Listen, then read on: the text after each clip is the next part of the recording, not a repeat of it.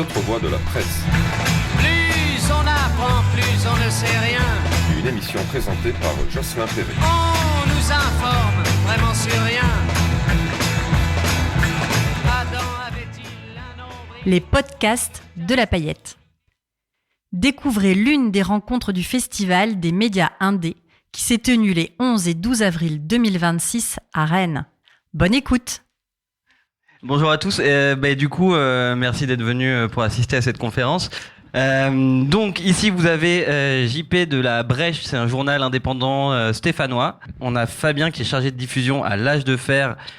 Vous avez aussi Philémon donc qui est rédacteur en chef du journal Mouais, qui est basé lui à Nice. Je crois que je dis pas de bêtises. Hein. C'est ça, nous sommes basés à Nice. C'est pas facile en ce moment, mais c'est le cas. Et donc Tristan, je te présente quand même, Tristan Kemener, directeur opérationnel général du journal Fakir, qui était à Amiens. Alors on va parler, il y avait l'idée de parler de nos différents modèles économiques et puis de refaire un tour après sur la diffusion. Parce qu'on n'a pas forcément tous les mêmes moyens de diffusion. Après aussi, il est important de préciser pourquoi on fait du papier, sachant qu'il est aussi important de préciser qu'on fait tous partie du syndicat de la presse pas pareil, qui est un syndicat qui regroupe bientôt une cinquantaine de médias membres, dont beaucoup font du papier. C'est un peu ce qui nous caractérise, c'est voilà l'amour pour le papier, et on va s'en expliquer pourquoi on décide de s'obstiner dans un modèle qui est pas le plus simple. Hein. Faire du papier, c'est beaucoup plus de complications qu'avoir un simple site web, beaucoup plus de frais, beaucoup plus d'intermédiaires, etc. Enfin, c'est complexe. Donc voilà, on va expliquer pourquoi nous commettons la folie de chaque mois ou tous les 2 mois balancer tout ce papier autour de nous. Et alors justement, Philémon, peut-être que du coup on peut commencer avec toi. Matchko, s'il te plaît. Matchko, pardon. Je me rappelais plus qu'il fallait t'appeler avec ton nom de scène ce soir. Est-ce que Matchko, tu pourrais nous parler du coup du modèle économique du Mouais? Comment est-ce que vous êtes arrivé à faire un journal papier à Nice, qui en plus, voilà, j'imagine que la situation elle est pas forcément évidente. Est-ce que tu pourrais un petit peu nous raconter tout ça? Après à Nice ou ailleurs, c'est vrai qu'à Nice il y avait pas de médias indépendants, mais après qu'on soit à Nice ou ailleurs, au final les municipalités ne donnent pas d'argent aux médias indépendants, et c'est heureux, ça change pas grand chose. Mais nous on est né en fait à la confluence de différentes luttes sociales, gilets jaunes, nuit debout, etc. Donc avec l'idée de ce qu'on appelle le FLTP, qui est une adaptation du do it yourself. Donc FLTP, c'est fais-le avec tes potes. Donc on a constaté qu'il y avait pas de journal indépendant dans la région de Nice et dans le 06 de manière générale, dans le département des Alpes-Maritimes. Et donc on a décidé de créer ça à partir d'une base qui était celle du fanzina punk, hein, c'est de là d'où on vient. Et peu à peu, on s'est professionnalisé. On a commencé aussi, sachant qu'on a juste un journaliste professionnel, disons, qui a fait l'étude de journalisme dans la rédaction. Les autres, dont moi, on est formé sur le tas, quoi. Et peu à peu, l'aventure qui a commencé en 2019 a fini par donner lieu, notamment grâce aux rencontres qui ont été initiées dans le syndicat de la presse pas pareil, à nous motiver à passer en diffusion nationale, parce que pour nous, il y a vraiment une question idéologique importante à être diffusée le plus massivement possible, sachant que nous, on a un positionnement qui est une ligne éditoriale qui est assez particulière, qui est celle de l'anarchisme, donc qui est assez peu représentée dans la presse en général. Donc pour nous, c'était important de faire ça, mais c'est sur un modèle économique qui est extrêmement précaire, quoi. Donc on est principalement bénévole, à part la maquettiste. On est 8 minima sociaux, hein, voilà. Enfin, ça nous prend beaucoup de temps, mais on est 8 minima sociaux. Moi, je fais des piges à côté, je fais des petits boulots aussi pour financer ça. Mais on n'arrive pas à pérenniser du coup des rentrées d'argent suffisantes via les abonnements, via les ventes pour asseoir des postes. Et il faut savoir, voilà, que le papier, c'est quand même des coûts importants. Donc c'est difficile à mettre en place et à tenir. Et ça se tient à bout de bras, et c'est pour ça qu'il y a aussi beaucoup d'épuisement dans beaucoup de rédactions qui font du papier, avec des titres qui disparaissent, mais aussi d'autres qui réapparaissent. Et je me suis perdu dans ma phrase. Non, mais je pense qu'on a plutôt compris, ouais.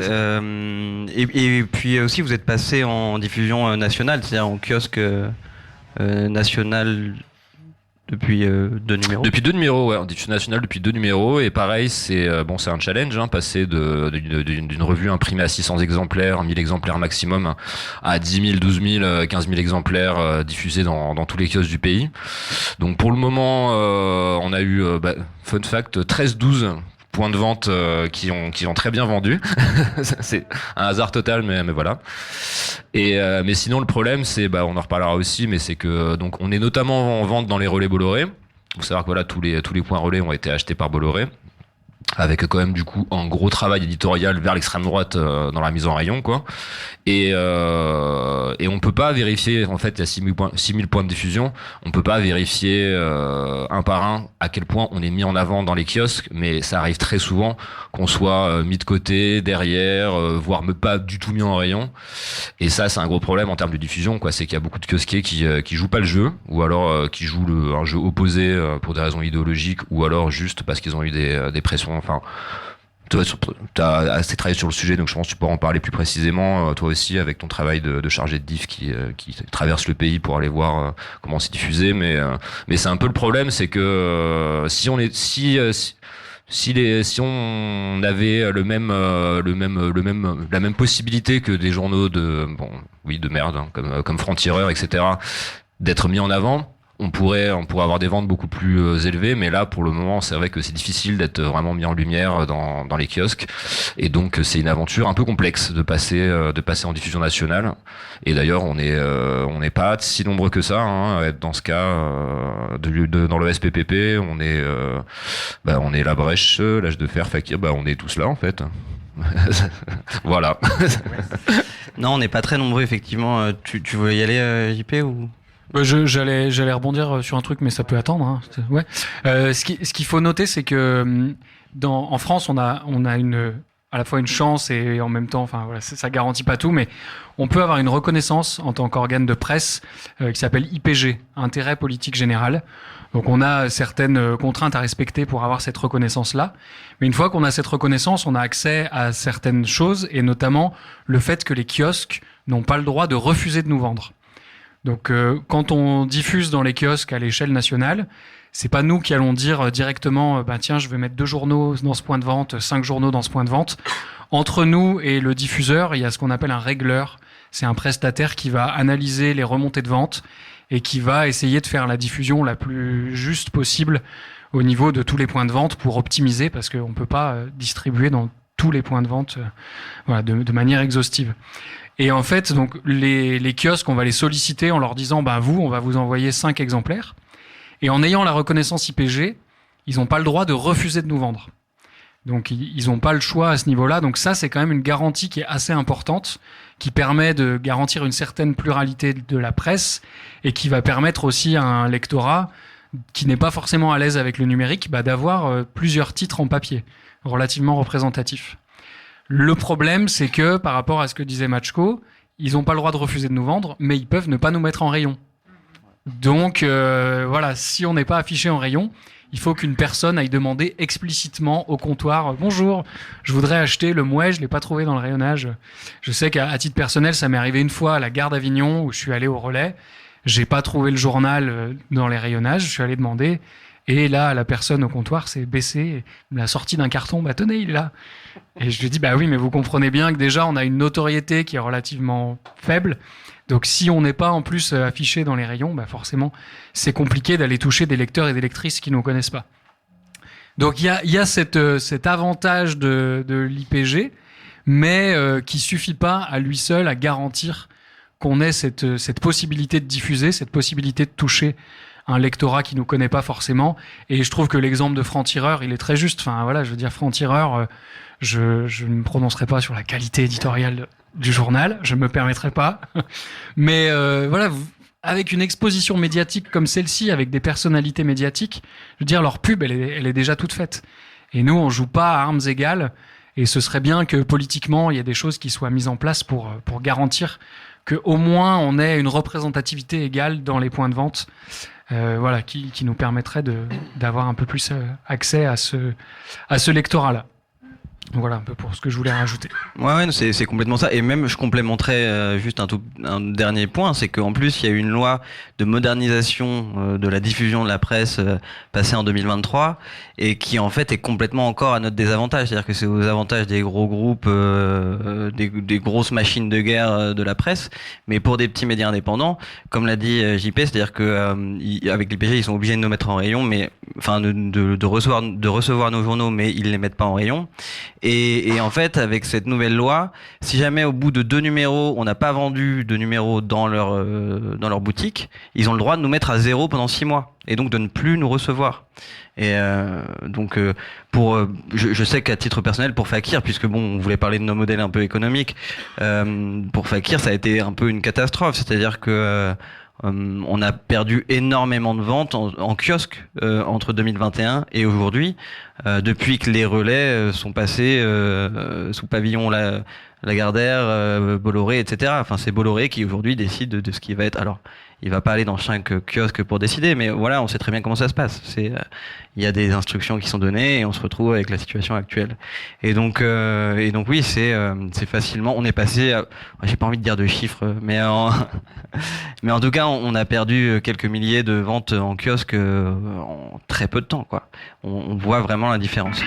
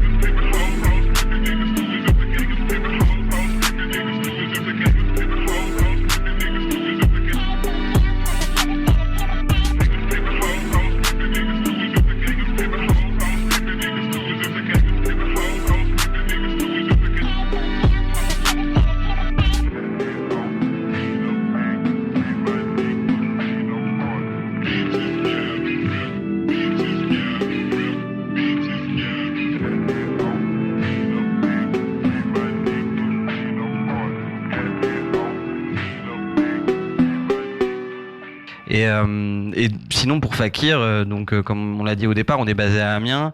On a 9 salariés en CDI et on a une quinzaine de pigistes pour les dessins. En gros, on ne vit que grâce aux abonnements des lecteurs. On a les ventes en kiosque également. Et puis quelques dons, mais les dons, ça reste quand même assez minime par rapport aux abonnements. Donc d'où l'importance de la diffusion et de la vente en kiosque. C'est-à-dire, c'est vraiment quelque chose de crucial. Et aujourd'hui, c'est vrai que la loi n'est pas faite pour arranger les petits. On est dans un moment, on a une concentration médiatique. On va pas revenir sur, c'est pas le sujet, mais c'est un vrai problème, quoi.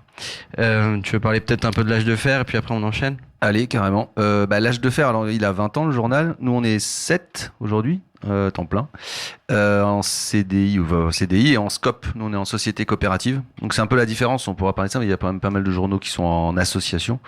Nous on est en société coopérative. Et l'âge de fer, quand il est né donc en 2005, l'idée du fondateur, c'était d'envoyer des paquets de 25 exemplaires d'ailleurs à l'époque, et que les gens s'engagent à acheter des paquets et les revendent en fait. Et du coup, c'était en direct. Il n'y avait pas de kiosque. Du coup, l'idée, c'était de pas aller en kiosque pour éviter de jeter 80% de ce qui est mis en rayon. Du coup, le modèle a fonctionné. Après, il y a eu des abonnements qui ont commencé à se mettre en place. Et donc, aujourd'hui, on a une partie abonnement particulier. Et on a toujours ces paquets. Donc, ça part soit chez des particuliers ou des biocoop. On est pas mal vendu dans les biocoop, des magasins bio, des associations. Il y a des AMAP aussi qui nous achètent en paquet. Puis toutes les semaines, ils mettent une fois par mois le journal dans le panier de l'AMAP. Il se trouve qu'aujourd'hui, on a quand même, on teste le kiosque pour essayer de diversifier les canaux de distribution. Et donc, on est en kiosque sur Marseille, Provence Métropole. Enfin, ça s'appelle MPM. C'est Aix-en-Provence, Marseille et toutes les villes autour. Toulon. Et on est sur Lyon aussi, parce que ce sont des coopératives, des SIC pour le coup, des coopératives qui diffusent la presse, mais c'est vraiment, c'est un peu une catastrophe. Alors, on perd pas d'argent. Quand même, ils prennent une commission, mais on arrive à pas trop perdre d'argent. Mais les ventes, c'est vraiment très compliqué. Et sur le modèle économique, ben voilà, un petit peu pareil que les copains, les abonnements, donc la diffusion. On a une subvention du ministère de la Culture avec nos sous, les vôtres et les nôtres aussi. Ça, c'est au titre de publication à faible ressource publicitaire. Comme on a 0 pub, voilà, on est à 24 000, 25 000 euros par an. C'est un virement en fait. Et par contre, les dons, nous, ça monte. En fait, aujourd'hui, on a 6 000 abonnés papier. Mais, vous voyez, genre Facebook, on a 25 000 personnes qui nous suivent. C'est génial. Newsletter, on a 13 000 abonnés à nos newsletters. Donc, en fait, au bout d'un moment, ce qu'on a commencé à faire, c'est des newsletters aussi thématiques qui renvoient sur notre site. Et en bas, il y a écrit, abonnez-vous ou alors donnez-nous de l'argent. Enfin, à un moment donné, si vous lisez nos trucs gratuitement. Et c'est en train de monter, en fait, les dons. Donc moi je trouve toujours un peu bizarre d'avoir beaucoup de dons, parce que nous ce qu'on voudrait c'est vendre le journal, mais bon, il y a des gens qui lisent par d'autres canaux, et ça marche très bien. Et pour pas conclure, mais sur les aides à la presse, je vous donne juste l'info, mais en gros les aides à la presse, on estime que c'est 1 milliard d'euros par an. Tout compris. C'est-à-dire que nous, là, comme disait JP, on est IPG, donc, et on a un numéro de commission paritaire. Je la fais vite, mais j'aime bien dire ça. Et le numéro de commission paritaire fait qu'on a les tarifs postaux bien plus avantageux. Heureusement, on ne paye pas le prix du timbre. Mais ça ne fait qu'augmenter. Mais voilà, on a un prix avantageux. Et c'est l'État qui paye en fait la différence à la Poste. Donc ça fait une subvention indirecte. Et on a un taux de TVA à 2,10%. Et ça, c'est quand même super, parce qu'en fait, on vend tout à 2,10, mais on achète tout à 20 ou à 10, donc on récupère beaucoup. Mais voilà, en gros, dans l'ensemble. Et alors, je vous dis pas ce que touche Le Monde ou Libération, ou Le Point et tout ça, mais bon, en tout, ça fait 1 milliard d'euros. Ou les Échos. Ou les Échos. Mais c'est quand même assez énorme. Voilà. Qui sont d'ailleurs les premiers à taper sur Ces parasites qui profitent de l'argent public. Oui, et puis de la... Bref. Oui, et donc oui, c'est ça. pour la brèche, du coup, comment ça se passe? Au niveau du modèle économique, c'est sensiblement la même chose. Je vais juste refaire un petit peu d'historique, mais très rapide pour resituer. Nous, en fait, avant de faire la brèche, on avait un magazine qui s'appelait Barré, qui a été publié entre 2014 et 2017, et qui était un MOOC, donc vous savez, ces objets hybrides entre le magazine et le livre, et qui était distribué en librairie. Et en fait, on s'est rendu compte, tout le monde était bénévole ou alors vraiment défrayé à titre symbolique. Et c'était hyper compliqué à distribuer, ça nous demandait beaucoup d'énergie. On s'est un peu épuisé au bout de 7 numéros. Et en discutant avec un ancien administrateur du journal La Décroissance, il nous a dit, mais vous êtes débiles, avec le même budget, vous pourriez en distribuer 20 000 en kiosque. Et là, on en distribuait 1000 en librairie et on n'arrivait pas à tous les écouler. Et l'idée a fait son chemin et on s'est dit, ouais, le kiosque, c'est quand même... Ça a cet avantage de nous permettre de distribuer très massivement en n'ayant pas des frais non plus monumentaux. Donc on a petit à petit repensé la ligne éditoriale, repensé l'objet. Mais comme on a toujours été très attaché au papier, le kiosque s'est imposé comme un moyen assez naturel. Et c'est aussi un moyen qui permet d'avoir de la visibilité, de faire la promotion du journal sans passer par les réseaux sociaux. Parce que, mine de rien, quand on part de zéro au niveau notoriété, comment on fait pour se faire connaître? Et voilà, nous, on est nuls sur les réseaux sociaux, ça nous intéresse pas, c'est pas raccord avec nos valeurs, avec nos formats. Et du coup, le kiosque, ça a cet avantage-là. Et on a rencontré notre lectorat un peu de cette manière-là, et on a toujours des gens qui s'abonnent en nous disant je vous ai acheté au Super U de Niort, je vous ai découvert pendant mes vacances. Et donc, il y a quand même quelque chose qui se passe. Alors, ces points de vente sont de moins en moins fréquentés, mais c'est les deux piliers de notre modèle économique, c'est les abonnements, dont certains viennent justement des kiosques, et les ventes en kiosque. Et ensuite, par-dessus, il y a effectivement les aides à la presse dont Fabien a parlé, qui sont non négligeables. Et après, on a quelques petits éléments qui viennent compléter le budget, qui sont quelques dons, un peu d'éducation aux médias, et puis de la vente de numéros, vente aux numéros, soit par des commandes directes, soit sur de l'événementiel, comme lors d'événements comme celui-là. Donc voilà, notre modèle économique, il est construit principalement autour de ça. Mais voilà, comme on le dit depuis tout à l'heure, la question de la diffusion et par ricochet de la notoriété, elle est essentielle. Et je pense qu'il y a un enjeu politique, alors à la fois dans la refonte des aides à la presse, qui serait essentielle parce que en tant qu'organe de presse, la somme qu'on va toucher, elle est corrélée à la diffusion qu'on a. Donc en gros, plus on est gros, plus on diffuse, plus on touche de l'argent. Donc quand on prétend défendre le pluralisme, c'est peut-être un peu étrange cette manière-là. Et il n'y a pas du tout aussi de lien avec le modèle économique de la structure derrière. C'est-à-dire si vous avez un actionnaire derrière, vous allez toucher autant que si vous êtes une SCOP ou une association. Donc on touche des aides à la presse, ce qui est quand même important et non négligeable, mais voilà, il y a quand même à redire sur la manière dont ces aides sont distribuées. Et par rapport à ce que j'expliquais tout à l'heure sur l'IPG, le fait qu'on ait certaines garanties au niveau des kiosques, et pour faire écho à ce que disait Tristan aussi, on voit bien que c'est des choses qui peuvent être détricotées très facilement aussi, en fonction des personnalités politiques qui arrivent au pouvoir dans les prochaines années. Donc il y a aussi un travail, je pense, de plaidoyer à mener à ce niveau-là. C'est aussi ce qu'on essaye de faire avec le syndicat de la presse pas pareil, pour essayer d'avoir un peu voix au chapitre en pesant un peu plus lourd. Parce que effectivement, maintenant, il y a beaucoup de médias qui n'ont pas forcément d'existence en papier, et on a une spécificité qu'on essaye de défendre. Donc, on essaye de se regrouper pour peser plus lourd et pour exister. Et je pense que ça se joue aussi au niveau citoyen, en allant justement dans ces points de vente, en demandant aux kiosquiers, aux kiosquières, est-ce que vous avez Fakir, est-ce que vous avez Le Mouet, et pourquoi est-ce que vous les mettez pas plus en avant par rapport à d'autres titres? Je pense qu'il y a aussi un travail de sensibilisation à faire pour ces personnes qui tiennent des points de vente et voilà, pour qui il y a une logique économique, mais il peut aussi y avoir des valeurs qui sont défendues et c'est pas forcément fait de manière consciente. Donc voilà, je pense que ça se joue aussi à ce niveau-là.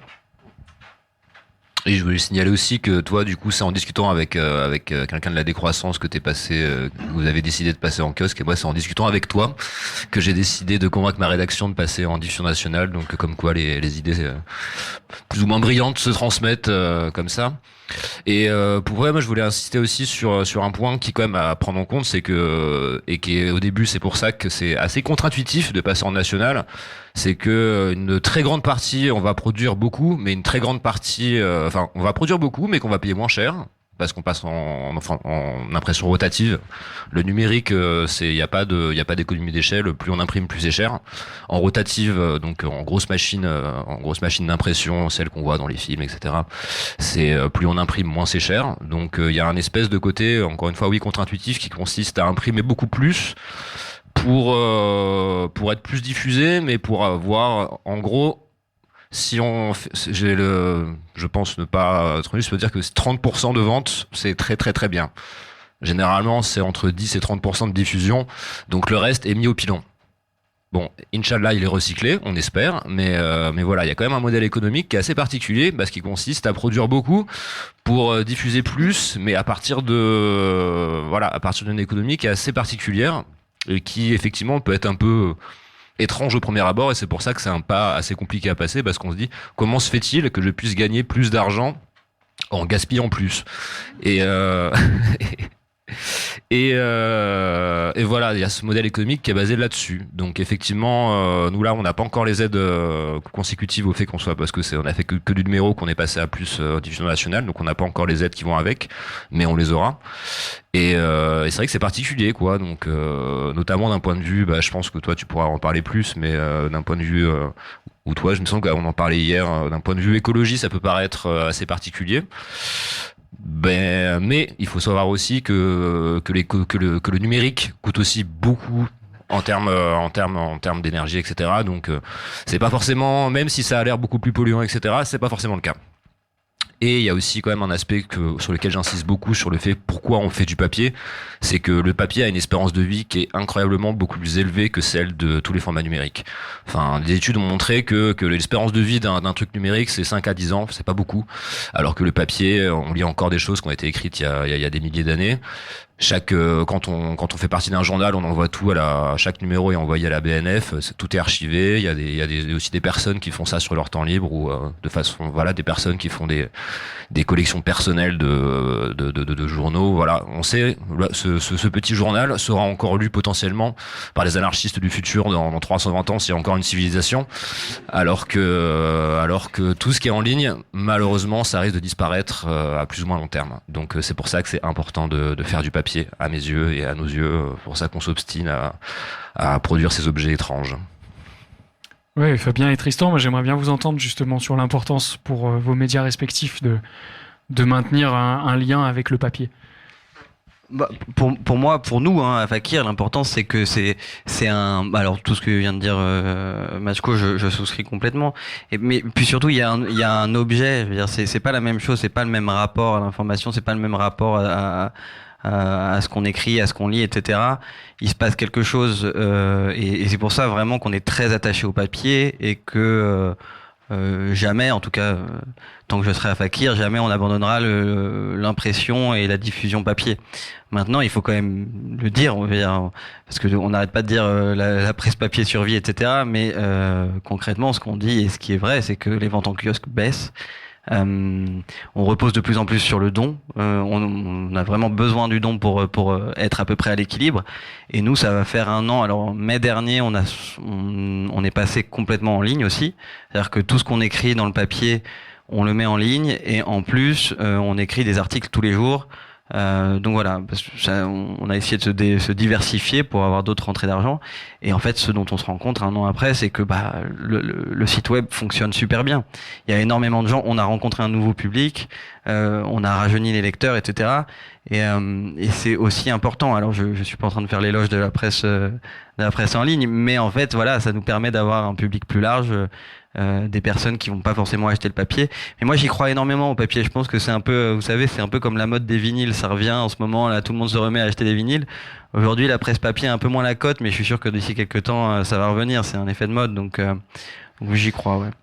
On en a parlé dans notre dernier édito. On fait le lien avec le vinyle, justement, ouais. Ouais, j'entends cet argument pas mal, et j'ai un petit doute juste. Voilà, casseur d'ambiance. Moi, je suis arrivé au journal en 2013. J'ai jamais eu un boulot aussi longtemps d'ailleurs. En 2013, on était imprimé à Orléans, voilà, Rotocentre. Bon, Rotocentre, hop, ils ferment. Donc, ils nous disent, vous allez voir, Roto-Garonne, c'est vachement bien, on vous met là-bas. Donc, Roto-Garonne, ils ont fermé. C'est des rotatives. On parle de rotatives, c'est des machines qui font 2 étages. 45 mètres de long, et puis ça c'est que pour l'impression, parce qu'après le pliage c'est une autre machine, enfin c'est des trucs de ouf. Ça travaille la nuit tout le temps parce qu'ils tirent les quotidiens, etc. Donc ils bossent de nuit. Donc Roto-Garonne a fermé. Du coup là on est allé là où on est aujourd'hui, c'est à Vitrolles à côté de Marseille. Et en tout cas le premier Roto-Centre, quand je suis arrivé en 2013, j'étais au tirage et il y a un des gars sur machine, il me dit de toute façon le jour où il y a plus de publicité dans les boîtes aux lettres, vraiment plus du tout de trucs de Lidl, de Carrefour et tout, il y aura plus de presse papier. En tout cas, notre format, pas magazine, mais le format là, parce qu'en fait, c'est la pub qui fait tourner les rotatives, beaucoup. Et du coup, voilà, on dit souvent, ouais, mais papier, ça va revenir, etc. Je dis, j'espère que ça reviendra avant qu'on ait plié boutique, parce que c'est bien joli, mais sinon, ça marchera pas. Enfin, je veux dire, si d'un coup, il y a plus de... Bon, on n'en est pas là, hein. Mais s'il y a moins de rotatives, voire plus de rotatives, on pourra pas reconstruire des rotatives, quoi. Donc, voilà. Et le papier, oui, voilà, moi j'adore ça, j'adore les livres. On voit que les livres, il n'y a pas eu enfin, il y a des chutes, bien sûr, de vente. Il y a des gens qui lisent moins, les jeunes surtout, etc. Mais quand même, le livre, ça cartonne. Pas forcément les jeunes, hein. Ouais, enfin, il y a des chiffres quand même qui disent qu'il y a une tendance à la baisse, mais pas que les jeunes, hein. Mais voilà, enfin, en tout cas, le livre, ça fonctionne. Il y a de plus en plus de beaux objets, de belles petites maisons d'édition. Malheureusement, il y a les gros qui plombent un peu le truc et qui envoient des milliards de bouquins de merde. Bon, ouais, je l'ai dit. Pour inonder le marché. Et du coup, enfin, les libraires, ils pètent les plombs, hein. J'en connais plusieurs, moi, c'est chaud. Et donc, nous, c'est un peu pareil. Et c'est énervant quand, comme tu disais tout à l'heure, on va dans un kiosque. Moi, c'était Aix-en-Provence, Marseille. J'essaye de faire mon petit tour de temps en temps. Et l'âge de fer, il est derrière le comptoir, derrière des journaux, quoi. Et il faut le demander. Mais si on le connaît pas, on peut pas. Enfin, il y a un truc un peu débile. Et dans les gares, souvent, on en parlait, c'était hier, là, gare Saint-Charles, Marseille. En fait, il y a l'eau, les chewing-gums, les Kit Kat, quoi. Et nos journaux, nous 4, là, en tout cas, les 4 qu'on est, plus la décroissance, plus CQFD. Ah, il y a CQFD, on a oublié tout à l'heure. Super journal, CQFD. C'est derrière l'eau, quoi. Et il faut se tordre le cou comme ça pour aller essayer de choper un truc. Donc moi, j'aime bien déplacer les meubles, remettre le truc devant, on se fait engueuler. Et puis dès qu'on a tourné le dos, ils remettent le truc. Mais c'est fou, quoi. On est derrière les bouteilles d'évian, quoi. C'est énervant. Mais d'ailleurs, un truc que vous pouvez faire qui est tout simple, hein, quand vous attendez un train dans une gare, vous rentrez dans un kiosque et vous bougez les journaux indépendants. Ça prend 2 minutes et souvent ils vont les remettre en place, mais parfois ça reste 1 heure, 2 heures et c'est pas mal. Un acte de résistance tout à fait abordable, hein. C'était les Oies de la presse avec une table ronde enregistrée au Forum des médias indépendants les 11 et 12 avril dernier à Rennes. À la semaine prochaine, d'ici là. Où va se diriger ton stylo?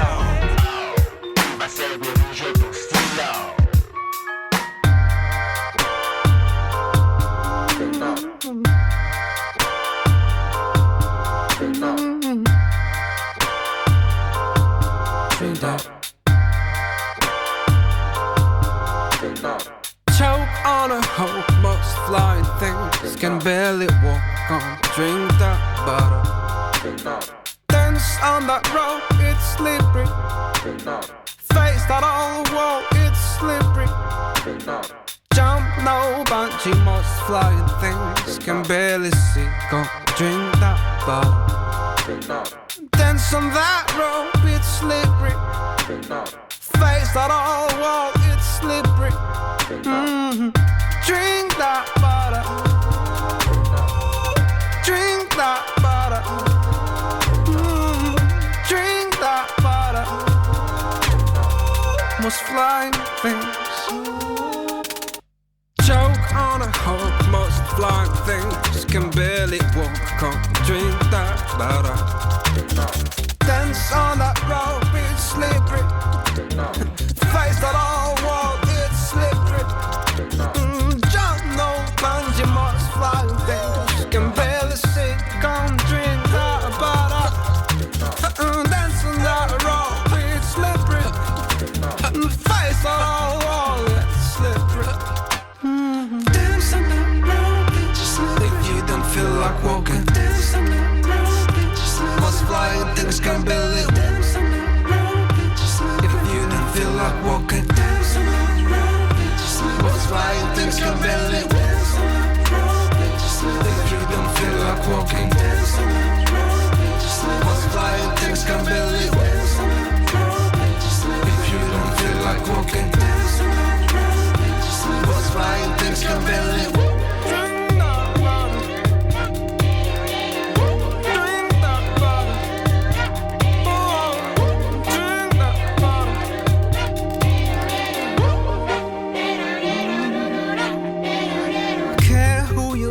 Most flying things, they draw the maps. Drink that butter. Run if you think you'll make it. Faster if you want to break it. The wall is flying and most of us don't even see. If you fly, fly higher. Run if you think you'll make it. Faster if you want to break it. Drink that butter. Drink that butter. Oh, drink that butter.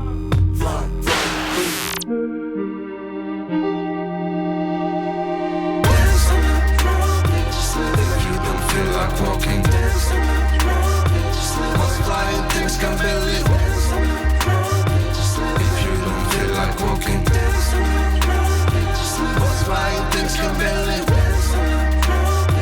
If you don't feel like walking,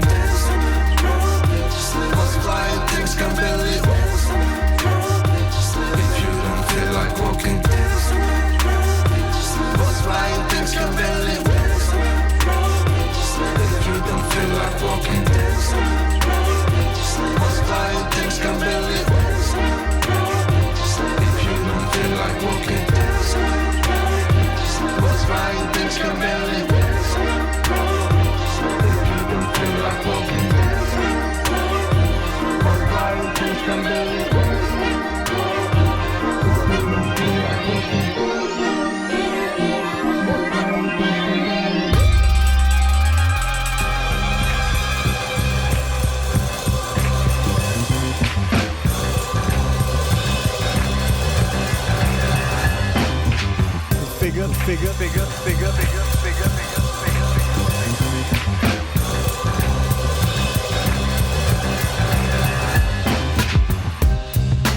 I know I will become the best I can. Become the best I can. Become the best I can. I know I will become the best I can. Become the best I can. I can. 9 years old, my mama and daddy already divorced years ago. Now it's just me, her, and Joe. Joe is a boyfriend that wishes mom was a different race. Cause with his fist, he put red all over her face. Beat the brakes off her. I say something, he beats me too. I said a lot, he beat me often. Took his fist and punched me dead in the jaw. Told me to tell my teachers I'm clumsy and I often fall. One day I had enough and I called 911. I could've went from 9 to 11 by the time the police would come. They rang the bell of this living hell. My mama ran to the door before I killed myself. And what I saw would forever create a scar. Mama bruised and scarred, told him that nothing was wrong. And it would be from then on. I took to the streets, got me a piece, earned some RESPECT. Come on. I know I will become the best I can. Become the best I can. Become the best I can. I know I will become the best I can. Become the best I can. Become the best I can. I took on everything in my life head on. Even if it spikes, my fuse was easy to light. And I was literally a stick of dynamite. My good times was nights with bloody faces for victims I beat from not looking at me right. Walking the street, the flashing lights, they got me. Drugs in the car and an unregistered gun on my body. Back to the prison, it's a party. I got more friends there than out here, sad hardly. But it's been years of recidivism. What used to be black and white has become a full-color prison. And now I got a daughter and she needs my wisdom. I have become the same Joe that made my own home a prison. There's a halfway house I wanna enlist in. I've been sober, I started some very emotional heavy lifting. But I know I have a gift and a heavenly mission. So I'ma get a new life by living life totally different. This is a mean world to try to live in. No doubt.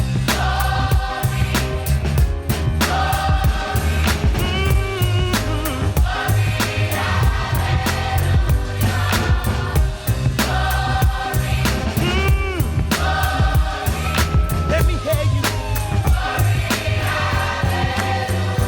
Yeah. I will become a true man, inshallah. East African name for father is Baba. I will not be an average Joe, no, not by far. I name my beautiful baby daughter Baha. It's Arabic for splendid glory. I tell her we all can make our own end of our story. Our intro is just our entrance, it's chapter 1. And we can make a clean cut like when an actor's done. Forward ever run. I know I will become the best I can. Become the best I can. Become the best I can. I know I will become the best I can. Become the best I can. Become the best I can. Can you shut your mouth for a minute? No! Because I actually work in the ghetto. I see the people. Do you know why they're in that position? I see these people. Do you understand the systematic and historical reason for why they're in that position? They don't care. All they want to do is be ghetto. No! Yes, most of them just want to suck off the system or do something bad like drugs or gangs, and that's all they They do. have been oppressed. They have not been given the same opportunities you have had. No, they don't, Dad. And you not recognizing that as an issue is the reason why it's still continuing today. There's always filthy animals. And that You're calling people of color, you're calling them animals. Are you kidding me? That's not okay. Racism is not okay. Why do you think that racism is okay? Now, I'm looking at statistics right now. Your statistics, they can be warped. Do I need to show you a bunch of videos of cops attacking protesters, peaceful protesters? Mom, I was watching political stuff and you said to turn that off because you don't want to hear about it. I'm sick of hearing it. The fact that you can have that ignorance for the majority is bliss. Okay. Ignorance for the minority So I'm is looking at statistics. destruction.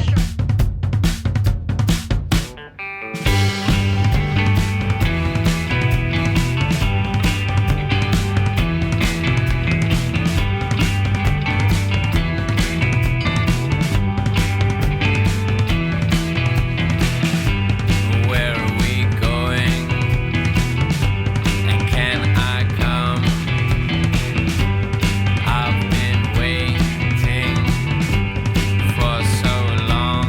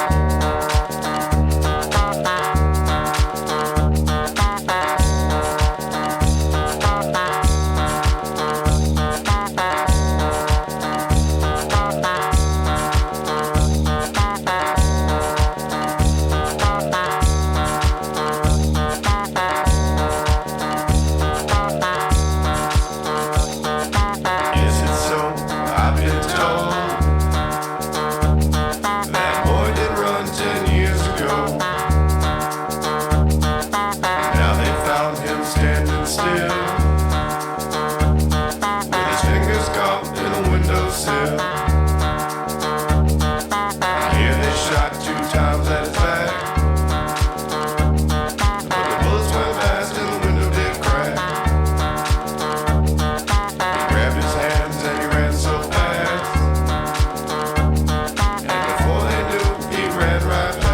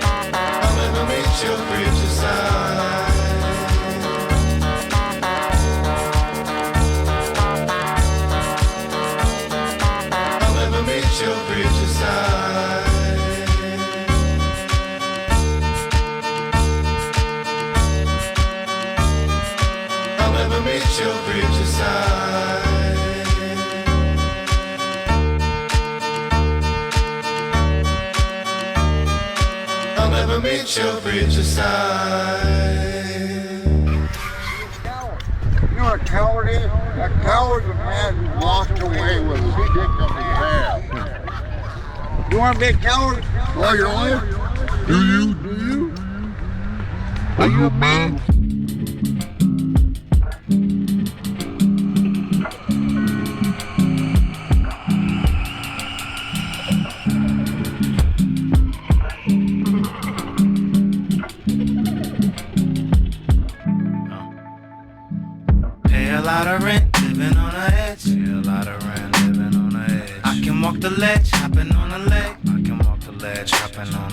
Devil made a bet, said she better win.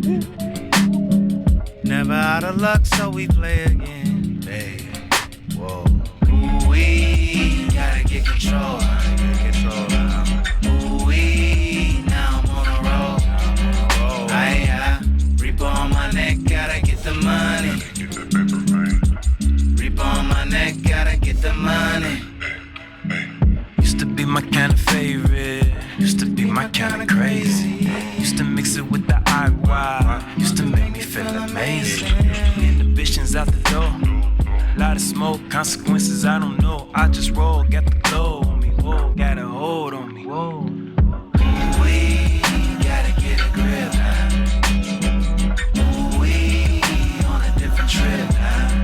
Aye, devil on my shoulders on a mission. Angel on my boulders, gone fishing.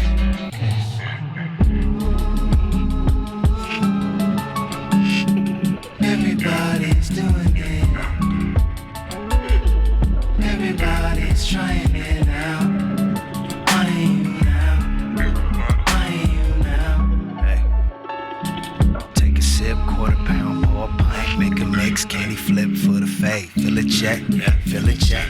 Ate a cap, shoot a stem, then I'm off. All in vain for the Hall of Fame. Till I follow wrong, till I follow wrong. And I'm autopilot, but keep it poppin'. Ooh, we gotta get my fix now. Ooh, we feel like I'm the shit now. Aye, voice in my head tell me I should do it. Everybody watching, I gotta prove it.